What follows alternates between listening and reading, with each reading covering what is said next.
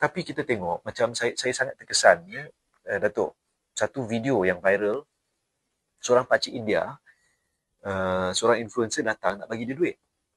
Pakcik Hmm. India ni kata, saya tak mau duit, saya masak kayu di rumah, saya masak pakai kayu, saya terima kasih, Anwar bagi 600 bulan-bulan. Itu bagi saya satu, bila saya tengok tu sebagai seorang Muslim, Allah, betapa syukurnya dia, kan, tentang apa sedikit yang dia ada, dan dia bukan nak kata tak meminta, tapi dia mensyukuri apa yang dia peroleh, yang dia dapat. Kita tak minta orang untuk bersyukur, tak. Tapi saya rasa bila saya tengok konten yang ikhlas macam tu kan, memang memang tak boleh tak lah, saya tersentuh lah, sangat-sangat tersentuh.